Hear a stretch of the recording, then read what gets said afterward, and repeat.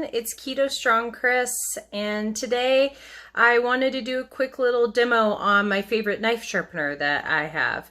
I'm making chicken kebabs tonight, and a lot of times when you're cutting through raw meat, it's really hard if your knife's not sharp. And I haven't sharpened my knives in a little bit, so I thought I'd do a few of them and get them all nice and sharp for my recipe tonight. So let me show you my knives and what I'm going to be using to sharpen them. So here are my knives. I have them on this really awesome magnetic rack that I like because it makes it really easy to just take them on and off and stick them back up. And I'm going to be sharpening the large cutting knife. This is the one that I use for raw meat, so I exclusively just use this for raw meat, and it's the only one that I use on raw meat. And I'm going to sharpen one of my serrated knives for the vegetables I'm going to be chopping up tonight. And here is the knife sharpener.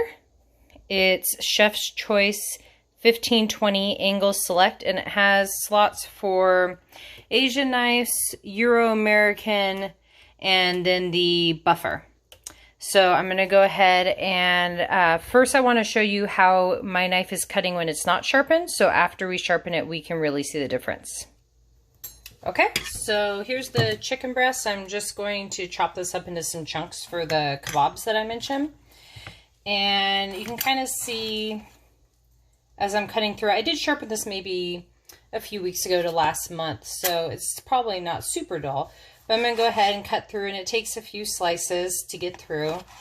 So you can see, you kind of have to saw through a little bit. So I'm going to go ahead and wash this off real quick and sharpen it, and then we'll see how quickly it just slices through like butter. Okay, so for sharpening, the ones that I have, these are all considered American knives. They're not considered Asian knives, so I won't use this first section at all. If you're not sure what type of knives you have, you can check online, or else this actually comes with a little guide that shows you which are Asian, which are the European American.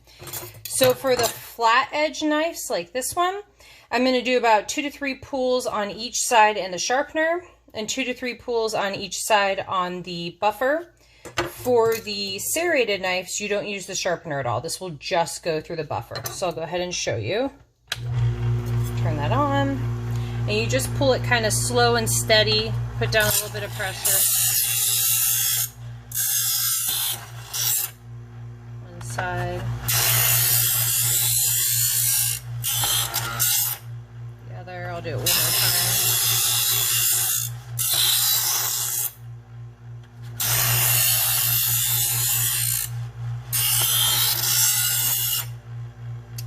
Maybe one more time, just doing it at a little bit of an awkward angle here. And then I'm going to go ahead and put it in the buffer for 2 rotations.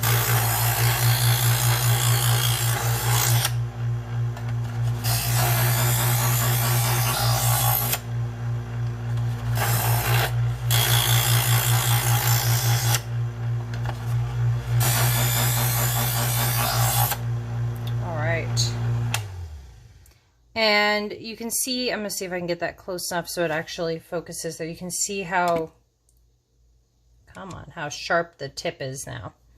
And then again, for the serrated, I'm just going to do the buffer. So let's go ahead and do that real quick. Sorry for the blurriness there for a second.